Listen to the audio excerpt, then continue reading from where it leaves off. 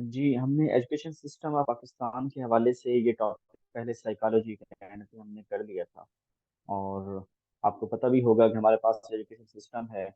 इसके टोटल जो है वो यानी जो 6 स्टेप्स समझ लें चल रहे हैं, जिसके अंदर पहला हमारे पास होता है ये ईसी होता है, अर्ली चाइल्डहुड एजुकेशन। फिर हमारे पास होती है प्राइमरी एजुकेशन, फिर elementary education, secondary education, higher secondary education और फिर इसके बाद यूनिवर्सिटी एजुकेशन। तो ये हमारे पास मुख्तलिफ स्टेप्स हैं। ठीक है। तो ये जिनमें ईसी होता है, जो 6 साल से छोटे बच्चे होते हैं उनको ईसी में शामिल करते हैं। प्राइमरी 5वीं तक, एलिमेंट्री 8वीं तक, सेकेंडरी जो या हाई हाई स्कूल या सेकेंडरी स्कूल ये 9वीं 10वीं, हायर सेकेंडरी स्कूल 11वीं 12वीं, और यूनिवर्सिटी जो इंटरमीडिएट के बाद जो प्रोग्राम्स होते हैं जिसके अंदर एमफिल पीएचडी ये सारे प्रोग्राम वो इसके अंदर शामिल हैं। इनके अंदर जो टीचर रखने की है तरतीब, जो प्राइमरी लेवल पे हमारा टीचर होता है उसका 14 स्केल होता है। और जो एलिमेंट्री लेवल पे होता है उसका 15 स्केल होता है। जो सेकेंडरी लेवल पे होता है उसका 16 स्केल होता है। और जो उसके बाद आते हैं कॉलेज लेवल पे होता है वो 17 स्केल होता है। ठीक है। स्टार्टिंग स्केल आपको पता है कि किस में होते हैं। इसके बाद कुछ बात करते हैं कायदे आज़म अकेडमी फॉर एजुकेशनल डेवलपमेंट, इसको QAED बोलते हैं। ये पंजाब वालों के रिलेटेड है और सिंध वालों के साथ रिलेटेड नहीं है। जो QAED कायदे आज़म अकेडमी फॉर एजुकेशनल डेवलपमेंट, ये पंजाब के अंदर एक इदारा है जो टीचर्स की ट्रेनिंग करवाता है। यानी जो टीचर एजुकेशन के लिए मुख्तस इदारा है। इस इदारे का पुराना नाम था DSD, directorate of staff development. पहले इसका नाम था डायरेक्टोरेट ऑफ स्टाफ डेवलपमेंट। 2002 के अंदर DSD नाम रखा गया था। इससे पहले भी इसका एक और नाम था। अब वो पार कोई इस तरह कोई नाम था, मुझे भूल गया। तो DSD था, 2002 में रखा गया और 2017 के अंदर चेंज करके कायद आज़म अकेडमी फॉर एजुकेशन डेवलपमेंट रख दिया गया। इसका काम ये होता है कि टीचर्स की ट्रेनिंग करना, टीचर्स को जो है वो आ, मतलब उनको ये बीएड प्रोग्राम या एमएड प्रोग्राम जो यूनिवर्सिटियां करवाती हैं उनकी अप्रूवल वगैरह भी जो है वो इसके अंदर आती है। इसके अलावा लीड ट्रेनर, मास्टर ट्रेनर इस तरह भर्ती करते हैं। अच्छा, सिंगल नेशनल करिकुलम, ये जो सिंगल नेशनल करिकुलम आया था उसकी ट्रेनिंग ये करवाई थी। नाजरा कुरान की ट्रेनिंग। पीली एक ट्रेनिंग का नाम था जिसमें इंग्लिश लैंग्वेज की ट्रेनिंग करवाई जाती थी। PLT ट्रेनिंग होती है जिसको प्रमोशन लिंक ट्रेनिंग, जब भी कोई एक स्किल से अगले स्किल में जाता है तो फिर उसको उनकी ट्रेनिंग होती है। इसके अलावा इंडक्शन ट्रेनिंग होती है जो एट स्टार्ट ऑफ जॉब, जब आपकी जॉब लगती है तो जो शुरू में ट्रेनिंग होती है उसे इंडक्शन बोलते हैं, वो करवाते हैं। अर्ली चाइल्डहुड एजुकेशन इसी की ट्रेनिंग करवाते हैं। ITSP और IASP ये दो ट्रेनिंग थी। इंसाफ अपनों स्कूल थे और इनोवेटिव टीचर सपोर्ट पैकेज था PFT के लिए, वो इंटरनेशनल स्कूल अवार्ड। यानी ये 9 किस्म की ट्रेनिंग जो है वो आजकल जो है वो करवाई जा रही हैं या करवाई जाती हैं। ठीक है। इसके अलावा इनके तहत और प्रोजेक्ट भी हैं, यानी वो टेली स्कूल और ई लर्न पंजाब, यानी ये एप्स हैं जिनके जरिए वो जो है ना पंजाब के बच्चों को, टीचर्स को असिस्टेंस प्रोवाइड करते हैं, हेल्प एंड गाइड देते हैं। इसके अलावा ये न्यू डील 2018 से 23, ये भी पंजाब वालों के रिलेटेड है, सिंध वालों के रिलेटेड नहीं है। ये जो उस्मान बुजदार आया था जब 2018 के अंदर गवर्नमेंट पाकिस्तान तहरीक इंसाफ की आई थी, तो उस वक्त उस्मान बुजदार CM पंजाब ने, क्योंकि इनका उस वक्त था 100 डेज एजेंडा, इन्होंने 100 दिन का एजेंडा जो है के साथ ही जारी किया था। उस एजेंडे के अंदर ये शामिल था कि हम जो है ना ये तब्दीलियां जो करने जा रहे हैं एजुकेशन के अंदर, कि हम क्वालिटी ऑफ एजुकेशन को इम्प्रूव करेंगे, एग्जामिनेशन को इम्प्रूव करेंगे। ये 5वीं और 8वीं के एग्जाम के हवाले से उन्होंने की थी। तो और बहुत सी जो ना क्वालिटी के हवाले से, एजुकेशन के हवाले से उन्होंने बातें की थी। लेकिन ये वाली बातें इम्प्लीमेंट कम ही हुई। और इसको ये हैफाजर्ड जैसे कहते हैं ना, कि फौरी तौर पे एक्टिविटी की गई बगैर किसी प्लानिंग की, बगैर किसी ठोस वजूहात को देखते हुए की गई, तो कोई इसके ज्यादा फ्रूटफुल नतीजे न मिले। तो इस जो इसने 100 डेज के जो एजेंडा दिया था उसे न्यू डील एजेंडा कहते हैं, जो 2018 से 2023 तक के टाइम के लिए इसने दिया था। इसके बाद आगे लीव टाइप रूल्स, ये मेरे ख्याल है पूरे पाकिस्तान के ऊपर अप्लाई होंगे, और क्योंकि 1981 के अंदर बनाए गए और ये पूरे पाकिस्तान के ऊपर हो सकता है कि जो कुछ तरामीम बाद में होती रही हैं तो कहीं ना कहीं तब्दीलियां हो, लेकिन होप्स हो कि ये वाले सब के लिए जो है एक जैसे ही होंगे। लीव रूल जो है वो पहले 1974 सिविल एक्ट, फिर इसके बाद इसके मुताबिक किया है कि leave leave can't be claimed as a matter of right. जो ये जो छुट्टी होती है ना, इसको हम अपना राइट नहीं समझ सकते कि भाई मेरा राइट है मुझे हर सूरत दे। लेकिन हाउ ओवर ये भी है कि it dispute as a matter of routine. कि ये भी नहीं है कि वो जो हमारा अफसर है वो एम ही हमारी छुट्टी रिजेक्ट कर दे। उसको भी अगर छुट्टी रिजेक्ट करनी है तो स्ट्रॉन्ग रीजन देनी होगी, और अगर मुझे भी छुट्टी लेनी है तो मुझे भी वजह बतानी होगी मुझे क्यों छुट्टी लेनी है। ये मेरा कोई हक नहीं है कि मैं छुट्टी लेने लग जाऊँ। लीव रूल 1955 में बने थे, फिर 1978 में बने, और फिर जो अब हमारे रिवाइज लीव रूल जो आज तक चल रहे हैं वो 1981 है। 1981 के बाद कोई मेजर तब्दीली जो है वो लीव रूल के अंदर नहीं आई। लीड रूल के अंदर पहली जो लीव है ये बोलते हैं अर्नड लीव। अर्नड लीव वो लीव होती हैं कि देखिए आजकल आपको पता ही है पंजाब के अंदर भी इशू चल रहा था लीव इनकैशमेंट वाला। यानी ये इस तरह होता है कि जो वेकेशन डिपार्टमेंट हैं, जो छुट्टी उनको गर्मी की होती है उनकी एक छुट्टी पर मंथ है, और जो नॉन वेकेशन है उनकी फोर पर मंथ है। अब वेकेशन डिपार्टमेंट ये एक छुट्टी अगर हम नहीं लेते तो यानी ये तकरीबन साल की 12 बन गई, और ये छुट्टी इकट्ठी होती हुई 30 साल की सर्विस में तकरीबन ये हमारी 360 छुट्टियां बन जाती हैं। ठीक है। और 360 छुट्टियां जो है ना वो हम फिर आखिरी साल जो होता है हमारा सर्विस का, तो हम इसकी इन 360 छुट्टियों की फिर उस वक्त तनख्वाह ले लेते हैं, या हमें इन 360 छुट्टियां जो हमने नहीं की हमें उसकी तनख्वाह दे दें। ये मोस्टली टीचर जो छुट्टियां हम करते हैं ना एक दो, तो वो कैजुअल लीव के खाते में डाल देते हैं, और अर्नड लीव वैसे वैसे पड़ी रहती है। और अगर ये अर्नड लीव भी इसके पैसे पूसे ना मिले तो हमने ये भी कोई नहीं छोड़नी, हमने ये भी कर देनी है। तो ये लीव रूल मतलब ये जो अर्नड लीव है ये वो एक लीव है, एक मंथ में एक, ये जो भी जिनकी चार है, तो ये लीव जो है 360 एट द एंड जब सर्विस एंड होती है तो उस वक्त हम इनकी एलपीआर यानी इनकी ऊपर इनकी जो कैश ले लेते हैं, इनकी तनख्वाह ले लेते हैं जो छुट्टी हमने नहीं की होती। उसके बाद कैजुअल लीव है, ये जो हम रूटीन के अंदर एक दो छुट्टियां लेती हैं, ज्यादा इमरजेंसी हो तो 10 छुट्टियां, बल्कि हायर इमरजेंसी हायर अथॉरिटी से 15 छुट्टियां एक टाइम के अंदर ले सकते हैं। ये छुट्टियां हमें फुल पे के ऊपर मिलते हैं जिसको रुखसत इत्तफाकिया बोलती हैं, और आम आम रूटीन के अंदर इन छुट्टियों को जो है वो ट्राई कर रहे होते हैं। ये स्टेशन लीव से मुराद ये होता है कि हम इन लीव को लेके कोई अदर जो है ना किसी प्रोविंस या अदर कंट्री के नहीं जा सकते, बल्कि हमें अपने घर के इर्द गिर्द ही रहना होगा। मतलब मेरी जो मैं छुट्टी ली है, कैजुअल लीव ली है, रुख्स इत्तफाकिया ली है, तो इसका मतलब है कि मैं अपने इर्द गिर्द घर के इर्द गिर्द ही कोई छोटा मोटा काम के लिए छुट्टी ली है। मैं कोई आउट ऑफ सिटी यानी बाहर कहीं दूर नहीं गया होगा। ठीक है। और इसके अलावा टू लीव या वेल इन वन, दो छुट्टियां हम एक मंथ में ले सकते हैं, और ये हमारा राइट नहीं है, बदल हमें ये रिजेक्ट भी हमारी नहीं की जा सकती। इसके अलावा लीव ऑन फुल पे एंड हाफ पे, इसके मतलब मुझे अब हम है किताबों के अंदर तो यही लिखा हुआ है कि विदाउट मेडिकल सर्टिफिकेट आप 120 दिन की ले सकते हैं, और मेडिकल सर्टिफिकेट के साथ 180 दिन की छुट्टी ले सकते हैं। टोटल सर्विस में 360 दिन की आप मेडिकल लीव ले सकते हैं। और अगर आपकी 10 साल से सर्विस ज्यादा है तो आप 2 साल जो है वो आप विदाउट पे 2 साल की छुट्टी ले सकते हैं। और अगर आपकी 10 साल है, 10 साल से ज्यादा है तो फिर आप 5 साल विदाउट पे ले सकते हैं। और अगर आपकी 10 साल से कम है तो 2 साल। लेकिन मैं आपको बताऊं, ये तो ठीक है कि विदाउट पे जो है ना वो आप छुट्टी 5 साल की ले सकते हैं, 10 साल से ज्यादा है तो, अगर 10 साल से कम है तो दो ले सकते हैं। लेकिन जो 120 के ऊपर पहली बात लिखी हुई है ना कि 120 दिन की छुट्टी विदाउट पे विद पे आप ले सकते हैं विदाउट मेडिकल, ऐसा कुछ नहीं है। ये छुट्टी आपको मेडिकल एक हफ्ता भी छुट्टी आपको बगैर मेडिकल के नहीं मिलेगी, तो मेडिकल के साथ ही मेडिकल की बुनियाद पे आपको छुट्टी मिलेगी। एक्स्ट्रा ऑर्डिनरी लीव वो हम we can avail 2 year, maximum 2 साल जो है एक्स्ट्रा ऑर्डिनरी लीव जो है वो ले सकते हैं। एक्स पाकिस्तान लीग जैसे हमें उम्रे के लिए जाना हो, हज के लिए जाना हो, तो उसके लिए जो है वो हम फुल पे के ऊपर जो है वो लीव ले सकते हैं। और लेकिन फुल पे के 120 दिन से ज्यादा लीव नहीं होनी चाहिए, और इसके अलावा लीव लेने के लिए 7 दिन पहले हमें जो है वो अप्लाई करना चाहिए। इसके बाद स्पेशल और इद्दत लीव जैसे होती है कि अगर किसी के हस्बैंड की डेथ हो जाती है तो उसको 4 माह 10 दिन की जो है वो मुद्दत उसने घर रहना, 130 डेज, तो वो 130 डेज की जो है वो उसको लीव जो है उसको ग्रांट की जाती है।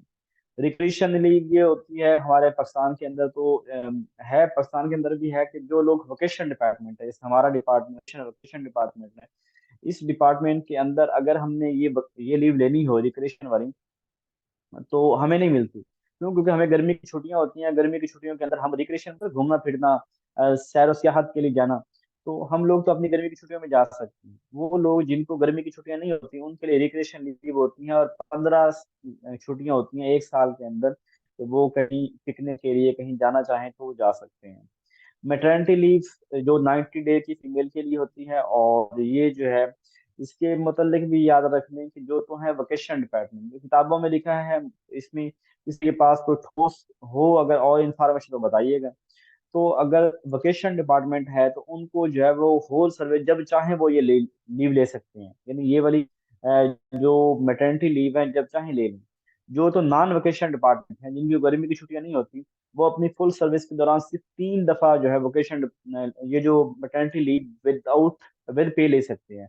इसके ज्यादा लेनी हो तो विदाउट पे लेनी पड़ेगी। पैटर्निटी लीव 7 दिन की होती है, और यानी बर्थ ऑफ चाइल्ड जो है वो फादर को जो है 7 दिन की छुट्टी मिलती है।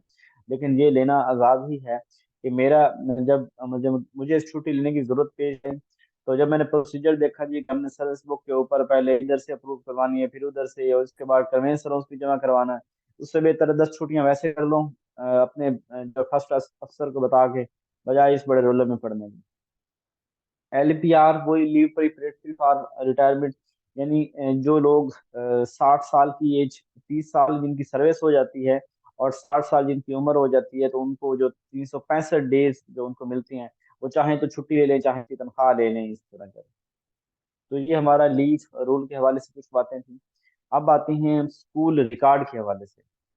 स्कूल रिकॉर्ड जो हैं, ये क्या होता है, हमारे पास जो जो रजिस्टर स्कूल के अंदर इस्तेमाल होते हैं उनको हम जो है वो स्कूल रिकॉर्ड बोलते हैं। सर मेरा कुछ इसके स्टडी लीव कोई मेंशन नहीं हो गया। स्टडी लीव भी होती है, हम एमफिल जो करना चाहते मेरा हैं ख्याल है जो मैंने आप, तो हाँ हाँ, उसका क्या प्रोसीजर। स्टडी लीव जो मुझे मेरा क्योंकि ख्याल सर है मैंने मेरा मेंशन किया इरादा होगा, ना लेकिन कि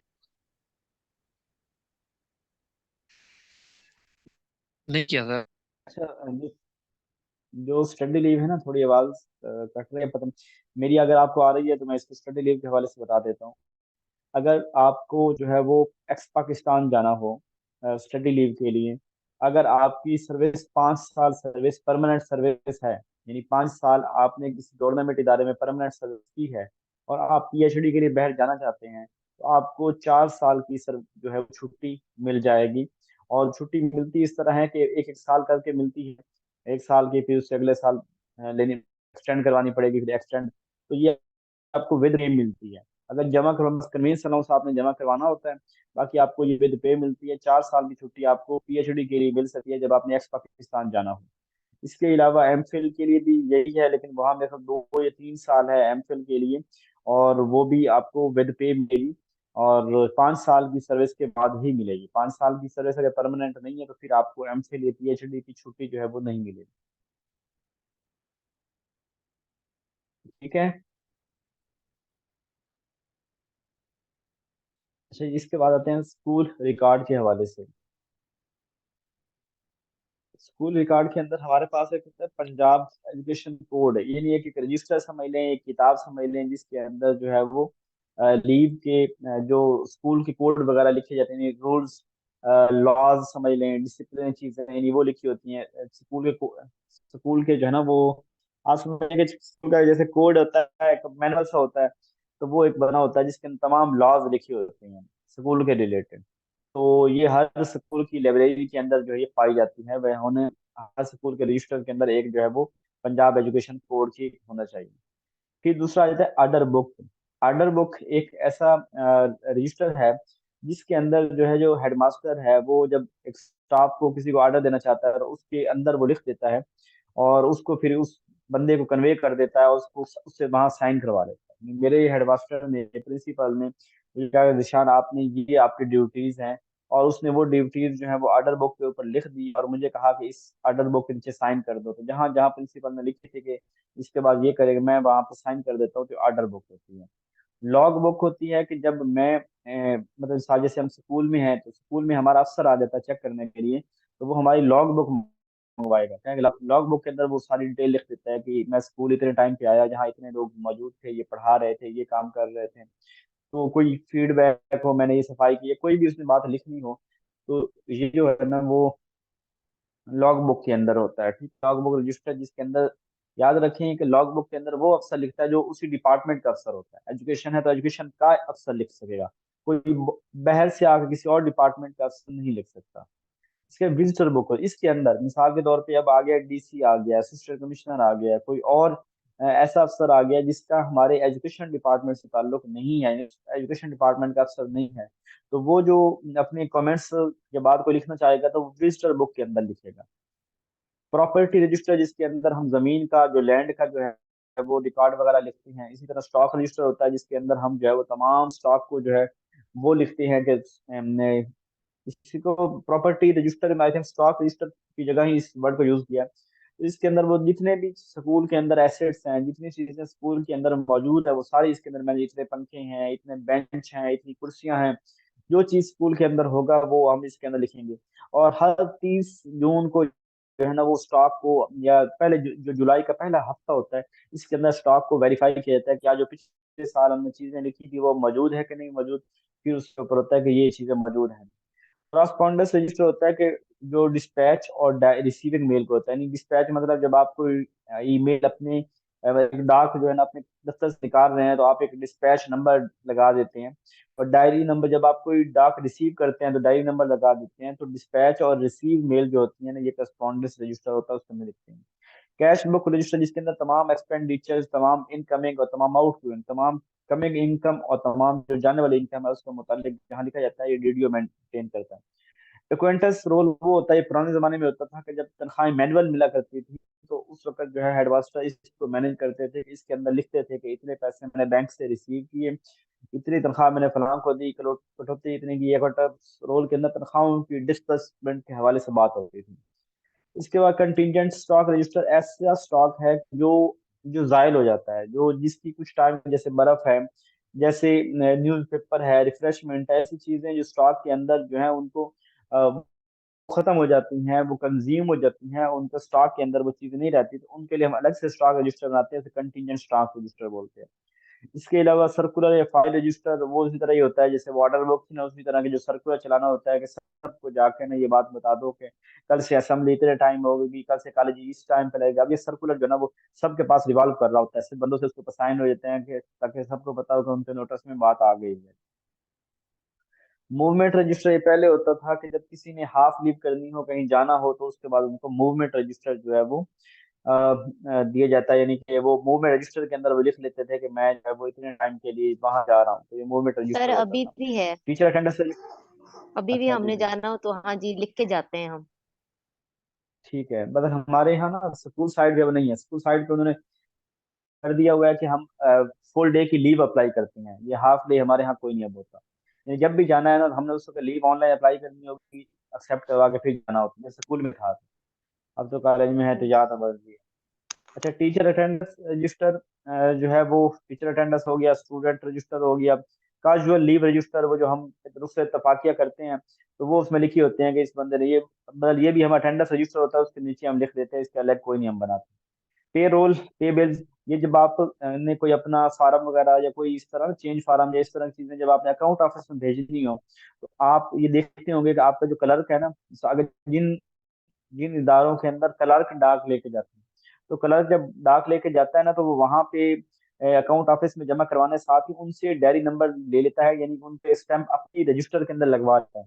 तो वो इस चीज का शायद होता है कि इस बंदे ने ये डॉक्यूमेंट अकाउंट ऑफिस के अंदर जमा करवा दिए। ठीक है, तो यानी वो एक पे रोल या पे बिल्स इस सूरत में है कि यानी ये चीज हमने ये हमारे रिकॉर्ड में आ गई, ये चीज हमने जमा करा दी। जीपी फंड रजिस्टर जिसके अंदर हमारा जो जीपी फंड कटौती होती है तो वो नोट होता रहता है कि इस बंदे ने इतना जीपी फंड निकलवाया है, इतना इसका जीपी फंड पड़ा हुआ है, उसके मुताबिक है। एफटीएफ रजिस्टर जिसके अंदर ये जो पंजाब के अंदर आप बच्चों से जो लेते हैं क्वालिटी एजुकेशन के नाम पे फरोग तालीम फंड, 20 रुपए लेते हैं, तो वो वाला इसके अंदर मेंशन होता है। इसी तरह नॉन सैलरी बजट जो गवर्नमेंट तनख्वाहों के अलावा स्कूलों को पैसा देती है, उसका रिकॉर्ड एनएसबी रजिस्टर के अंदर लिखा जाता है और उसको मेंटेन किया जाता है। एडमिशन एंड विदड्रॉवल रजिस्टर ऐसा जिसके ये नकल दाखिल खारिज रजिस्टर, जिसके अंदर बच्चों को दाखिल करते हुए लिखते हैं और जब उनका इखराज करते हैं तब उसको देखते हैं। कंडक्ट रजिस्टर जिसके अंदर हम बच्चों के एटीट्यूड के हवाले से लिख रहे होते हैं, इस बच्चे का फलां सा एटीट्यूड कैसा है, रवैया कैसा है, तो वो चीजें हम इसके अंदर लिख रहे होते हैं। ये हमारे लीव रूल्स और फिर इसके बाद ये स्कूल रिकॉर्ड के हवाले से था। उसके बाद आते हैं टाइम टेबल। टाइम टेबल को हम स्पार्क प्लग भी कहते हैं, ठीक है। ये मिरर ऑफ द स्कूल होता है, यानी ये स्कूल का आईना। यानी देखें, किसी भी इदारे का जो अगर उसका टाइम टेबल ना हो तो उसके अंदर इंतहाई इरेगुलरिटी होगी। कोई कहाँ पे, कोई कैसे पढ़ा रहा है, मतलब कुछ पढ़ा सके, कुछ नहीं पढ़ा सकेंगे, कोई आएगा कोई जाएगा। तो टाइम टेबल जो होता है ना, ये स्पार्क प्लग तभी बोला जाता है, और ये मिरर ऑफ द जो है ना वो स्कूल होता है। और स्कूल को रेगुलर करने के लिए, एक रूटीन पे, डिसिप्लिन में लेके आने के लिए टाइम टेबल का होना बहुत जरूरी है। उसके अलावा होमवर्क आती हैं कि होमवर्क वो काम होता है जो उस्ताद बच्चे को असाइन करता है कि उसने घर से करके आना, यानी स्कूल टाइम से हट के करना है।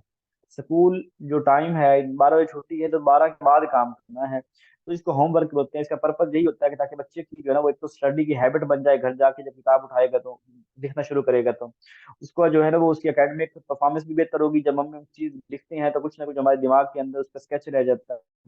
इसके अलावा train student and plan or organising time, develop self discipline, यानी इसके ये फायदे लिखे हुए हैं। और इसका जो आइडिया दिया था वो रॉबर्ट नेविलेस ने दिया था। इसके अलावा जो टाइप ऑफ होमवर्क है ये भी तीन है। एक होता है फिनिशिंग आर्ट, हो तो उस्ताद ने कुछ काम कहा ये यहीं पे कर लो, बाकी घर जाकर कर लेने से फिनिशिंग आर्ट। कुछ होता है कि उस्ताद कहते हैं रियाजी के सवाल आपने प्रैक्टिस करके आने हैं। कुछ होता है प्लान टास्क, होता है कि उस्ताद जो है ना वो देता है कि ये आपने कल करके आना है, ये लिख के आना है, कल हम इसके ऊपर डिस्कशन करेंगे। तो ये इसी तरह जो है ना ये।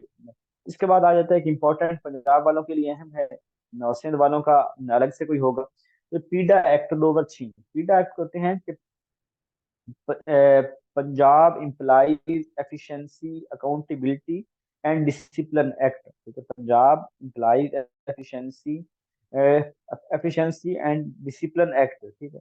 और ये 2006 के अंदर दिया गया था।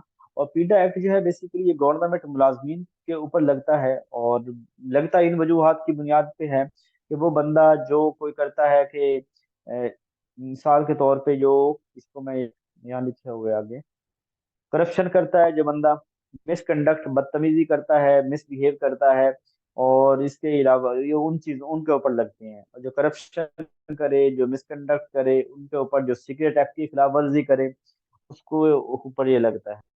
इसके अलावा ये पहले वाली चीजें देख लीजिएगा, एपलेट अथॉरिटी, यानी जिसको हम बाद में एप्लीकेशन देते हैं कि हमें जो है ना वो माफ की जाए हमारी सजा, इस तरह के ये नाम लिखे हुए हैं, लेकिन आप इसको छोड़ दें।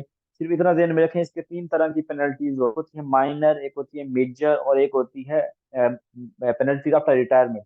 आफ्टर रिटायरमेंट से मुराद ये है कि अगर आप रिटायर हो जाते हैं तो विद इन 2 ईयर, 2 साल के अंदर आपके खिलाफ कोई एम्बेजलमेंट साबित हो जाए तो आपकी पेंशन बंद कर दी जाएगी या पेंशन से रिकवर की जाएगी। ये वाली होती है जो 60 साल के बाद होती है, पेनल्टी आफ्टर रिटायरमेंट होती है। माइनर पेनल्टी वो होती है जिसके अंदर जो है ना वो थोड़ी झाड़ फूंक कर दी जाए, यानी कि उसको डांट डपट कर दी जाए, ये माइनर में आता है। इसके अलावा फाइन अगर उसको कर दिया जाए, वो भी फाइन इतना होना चाहिए कि 1 महीने की तनख्वाह से ज्यादा नहीं होना चाहिए। इसके अलावा reduction to a lower stage in pay scale, पे स्केल के अंदर ये जो हमारा दिसंबर का इंक्रीमेंट लगता है उसको पिछले स्केल में कर, पिछली स्टेज पे कर देना, ठीक है। और उसके ये इंक्रीमेंट को रोक लेना, प्रमोशन को रोक लेना 5 साल तक, तो ये जो है ना माइनर में आता है। जब मेजर पेनल्टी की बात करेंगे, इसमें डिसमिसल आएगा, रिमूवल फ्रॉम जॉब आएगा। एक डिसमिसल होता है कि कभी भी गवर्नमेंट की जॉब के अंदर नहीं आ सकेगा, और जो रिमूवल फ्रॉम सर्विस है कि उस जॉब से निकाल दिया जाएगा। रिडक्शन टू लोअर पोस्ट, उसको पिछले स्केल के अंदर धकेल दिया जाता है। और उसकी जो सर्विस है वो 5 साल की सर्विस रद्द कर दी जाती है। कंपल्सरी रिटायरमेंट कर दी जाती है। तो ये मेजर पेनल्टीज के अंदर आती है, ठीक है। ये इसके बाद आते हैं FTF, फरोग तालीम फंड, वही जो 20 रुपए लिए जाते थे। और इसका मकसद ये होता है ताकि वो छोटे मोटे एक्सपेंसेस जो हैं, झाड़ू लेने हैं, लोटा लेना है, कोई छोटा मोटा काम है वो कर दिए जाए। और ये तमाम बच्चे हर महीने जो है ये रकम अदा करते हैं। इससे हमको बड़ी बिल्डिंग खड़ी नहीं कर सकते, कोई बड़ा तरक्याती काम नहीं कर सकते, बस छोटे मोटे काम के, बच्चों को कापी लेके दे दो, बैग पेंसिल, इस तरह की छोटे मोटे काम हम इससे करते हैं। NSB, नॉन सैलरी बजट, ये NSB रजिस्टर जो है ये गवर्नमेंट जो तनख्वाहों के अलावा पैसा देती है उनको इन इन रजिस्टर के अंदर लिखा जाता है। और इससे भी हम जो असल जो काम होता है कि मेंटेनेंस करना, यानी एक चीज को सस्टेन करना, कोई मोटर खराब हो गई है, कोई नलका खराब, वाइट वॉश करवाना है, कोई स्टेशनरी लेनी है, कोई पेपर कंडक्ट करवाने हैं, तो ये छोटे मोटे काम करने होते हैं वो इस NSB की मद में हम कर सकते हैं। इसमें भी कोई बड़ा काम हम नहीं करते। लास्ट आज का हमारा टॉपिक है वो है लेसन प्लानिंग के हवाले से। लेसन प्लानिंग बेसिकली क्या होती है कि एक टीचर जो उसने क्लासरूम में जाने से पहले वो सारी एक प्लानिंग स्ट्रेटजी बना के जाता है कि मुझे कैसे जो है ना वो जाके क्लास के अंदर क्या पढ़ाना है, कितना पढ़ाना है, कैसे पढ़ाना है, किस तरह डिलीवर करना है। तो ये वाला जो है ना टीचर की इफेक्टिवनेस को शो करता है। सबसे पहले काम के अंदर हम देखते हैं प्रिपरेशन करना। प्रिपरेशन के अंदर क्या होता है कि हम लेसन यानी पढ़ाने से पहले प्रिपेयर प्रिपेयर करते हैं कि मैं ये इतना टाइम है, इस तरह के मेरे सामने बच्चे बैठे होंगे और ये उनका इंटेलेक्चुअल लेवल है, उनके मुताबिक ये एग्जाम्पल शामिल करूंगा, इस तरह पढ़ाऊंगा। ये प्रिपरेशन है। प्रेजेंटेशन जिसके अंदर वो वन टू वन आके क्लास के अंदर एक लेक्चर दे रहा होता है बच्चा, उसे प्रेजेंटेशन बोलते हैं। उसके बाद जी एसोसिएशन। एसोसिएशन के अंदर आता है कि जो बाद में इसको एसोसिएशन के अंदर है, हाँ, जो न्यू कंसेप्ट हैं उनको जो पहले वो चीजें जानता है उसके साथ उसकी एसोसिएशन कायम की जाती है। जो चीजें पहले मौजूद जानता है बच्चा और जो नई चीजें उसको उनके दरम्यान में आपस के अंदर उनकी एसोसिएशन कायम की जाती है और रियल वर्ल्ड एग्जांपल दी जाती हैं, विजुअल एड वगैरह को इसके अंदर शामिल किया जाता है। एसोसिएशन होता है। जनरलाइजेशन होता है कि वो हम ओवरव्यू ऑफ द पूरा अब यानी whole is greater than its part नहीं, अब यहाँ पे हम पूरा ओवरव्यू दे रहे होते हैं। यानी एक वन बाय वन स्टेटमेंट के बजाय हम ओवरऑल चीज बता रहे होते हैं कि ये ऐसे होता है, ये ऐसे होता है। ओवरऑल चीज का बताना एप्लीकेशन है कि उसको हाई एडवांस लेवल के ऊपर पढ़ाना, उसको जदीद दौर के तकाजा के मुताबिक ऐसी चीजें जिनकी प्रैक्टिकल एप्लीकेशन हो, जिनका हैंड्स ऑन एक्टिविटीज हो प्रोजेक्ट, उसके हवाले से बताना, इसे एप्लीकेशन बोलते हैं। ये आज के हमारे टॉपिक थे मुख्तसरन, यानी कुछ चीजें मेरे ख्याल है इसके अंदर जनरल वालों के रिलेटेड नहीं है। तो आपको पता होगा लेसन प्लानिंग क्या होती है। इसके अलावा आपको ये टाइम टेबल का भी है, होमवर्क है, ये बदल ये चीजें आसान है, आपको पहले ही पता होंगी। रजिस्टर के और लीव रूल्स ये देख लेनी है। पीटैक्ट पंजाब वालों के लिए है, एफटीएफ एनएसबी ये पंजाब वालों के लिए है। तो उम्मीद है आपको आज तो मुख्तसर सी बातें थी, उम्मीद है पता चल गया होगा। कोई मसला है तो जरा पूछ लीजिए।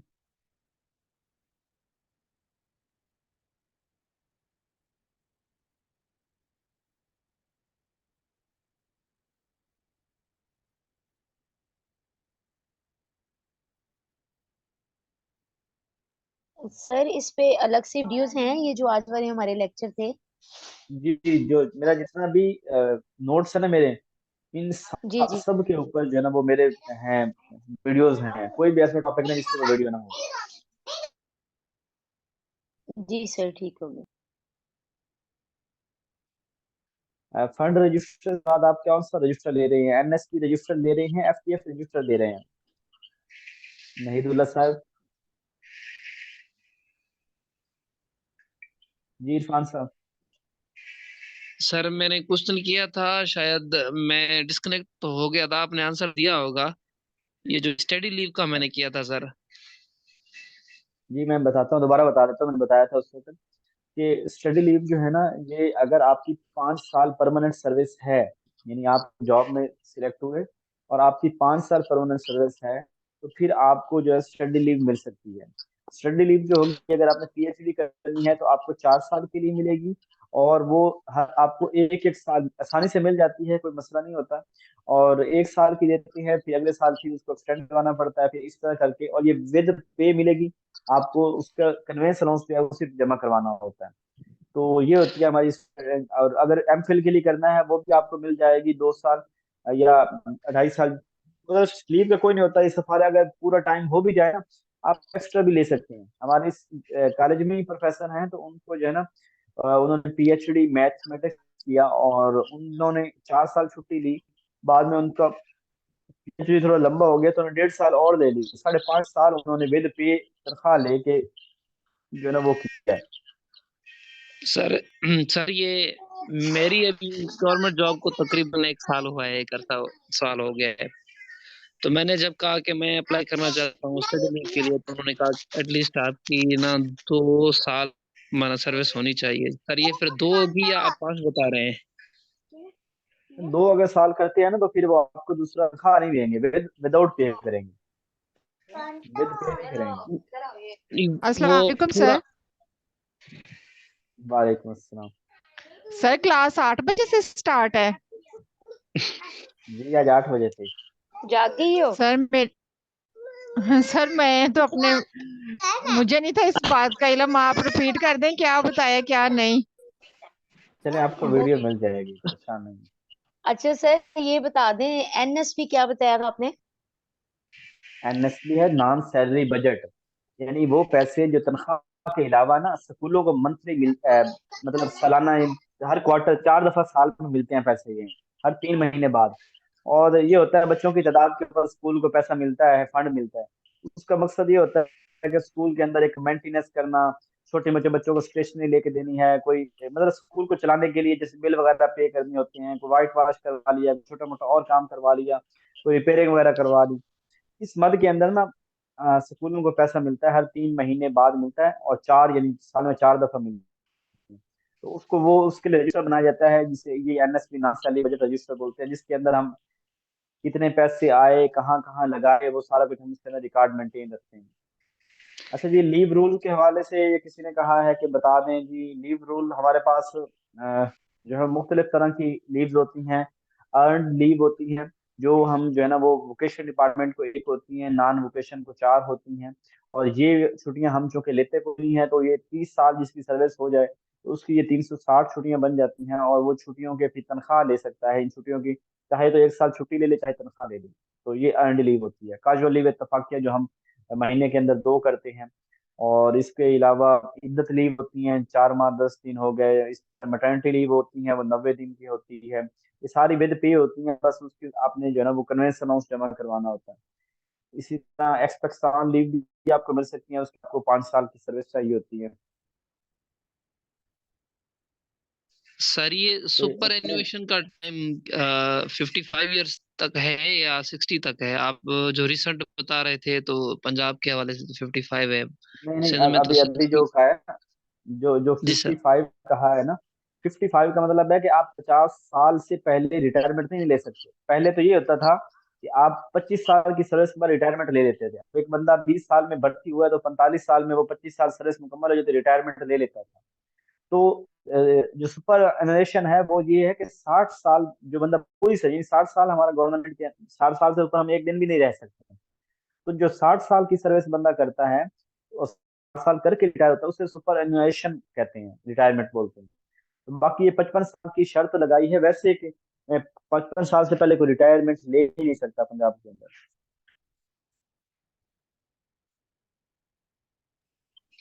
जी लेकिन सर, सर जी अब सर। 60 पे बंदा कर सकता है, या 50 पे 60 सॉरी। तो नहीं नहीं, 55 पे आप कर सकते हैं, 55 पे। अभी ये पहले ये होता था जिस अगर मर्जी आप चाहो ले ले, 25 साल सर्विस मुकम्मल हुई आप ले लेते थे।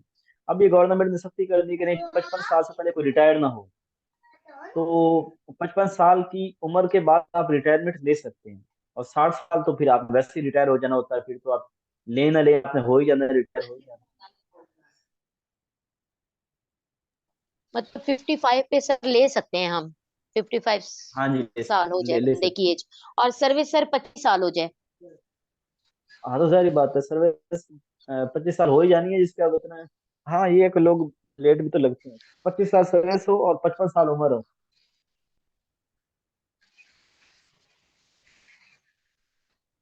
अच्छा सर, ये जो स्टडी लीव हमें मिलती है, ये मतलब कि पूरा वीक मिलती है या मतलब कि वीक में 2 दिन या 3 दिन? जैसे अगर हम एमफिल करना चाहते हैं तो हमारी क्लासेस जो है एमफिल की 2 दिन या 3 दिन चलती हैं। तो स्टडी पूरा वीक के लिए ये लीव होती है या मतलब 2-3 दिन के लिए अगर हम जो लेते हैं स्टडी लीव? इस तरह लीडें मिलती हैं। मतलब ये ना हम उन्हें कहें कि मैं एमफिल कर रहा हूँ और मेरी 3 दिन क्लासेस हैं, और मैं हफ्ते में 3 दिन आऊंगा और 3 दिन नहीं आऊंगा, ऐसे लीव नहीं मिलती। लीव जब भी आपको मिलेंगी आपको मुकम्मल मिलेंगी, यानी 2 साल की लीव मिलेगी आपको, 3 साल की, 4 साल की।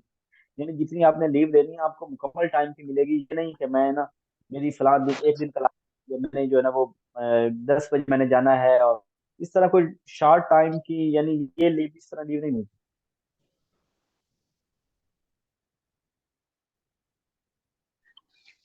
अच्छा सर, ये बात हमारे इल्म में नहीं थी, तो हम इस तरह से समझ रहे थे और हमें गाइड भी नहीं इस तरह से किया गया था, तभी मैं आपसे सर पूछ रहा था।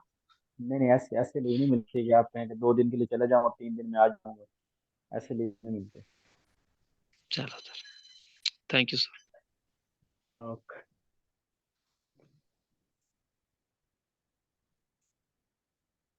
चलिए ठीक है, मैं ना ये वीडियो आपके साथ शेयर कर दूंगा आज वाली, और बाकी इनके टॉपिक्स जो हैं आज ये इनकी अलग अलग से साथ वीडियो भी भेज दूंगा। हमारा कल आखिरी लेक्चर होगा इस मंथ का, इस बैच का, और उसके अंदर जो है वो हम जो पॉइंट्स हैं एजुकेशन के इम्पोर्टेंट, यानी काफी सारे टॉपिक्स बन जाते हैं छोटे छोटे, तो उन पर कल हम इंशाल्लाह जो है वो बहस करेंगे, बात करेंगे। तो टाइम का कुछ पता नहीं, कल ही अनाउंस करूंगा कि आपको 8 बजे हम लेंगे क्लास, या 8:30 बजे, कल ही डिसाइड करेंगे, ठीक है। यदि आप देख 1 बजे 8 बजे मोबाइल उठा के देख लीजिएगा कि 8 बजे का मैसेज है कि नहीं, तो या तो 8:30 बजे ही हो। अच्छा सर, तो टेस्ट जिस तरह आप हमें शेयर करते हैं, मतलब इसी तरह करते रहेंगे या कल टेस्ट भी लास्ट होगा? नहीं, टेस्ट आपके 2 दिन रहते हैं, कल है हमारा 29वां दिन, कल और परसों टेस्ट शेयर होगा, फिर खत्म हो जाए। 25 तारीख तक आपको टेस्ट शेयर होंगे।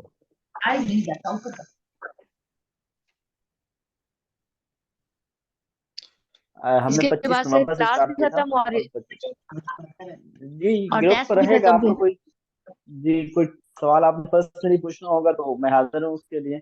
बाकी ये बैच जो है वो कंप्लीट हो जाएगा 25 दिसंबर। सर नेक्स्ट बैच स्टार्ट होगा, आप कराएंगे अगर? नहीं नहीं, अभी नहीं यार, बहुत थक गया हूँ, अच्छा अभी इरादा सर, कोई नहीं। हाँ, नहीं अभी हम ये तो है ना कि पंजाब वालों की अगर सीट्स अनाउंस हो जाती हैं तो उम्मीद है, बड़ी उम्मीद बड़ी है कि हेडमास्टर की जल्दी होने वाली है। अगर इस तरह सीट्स अनाउंस होती हैं तो फिर उसके बाद नया सेशन स्टार्ट करेंगे। सिंध वालों का भी, उनका तो पता नहीं चला बेचारों का कि 3 साल से लटकाया हुआ है, उनके जो है ना वो टेस्ट नहीं दे रहे। तो अगर वो सिंध वालों की कोई एकदम डेट शीट आ जाती है, पता चलता है कि महीने बाद पेपर है, तो फिर रवि बंदा ऐसा कर लेता है कि जब टेस्ट सेशन हो उसके अंदर और उसकी वीडियोस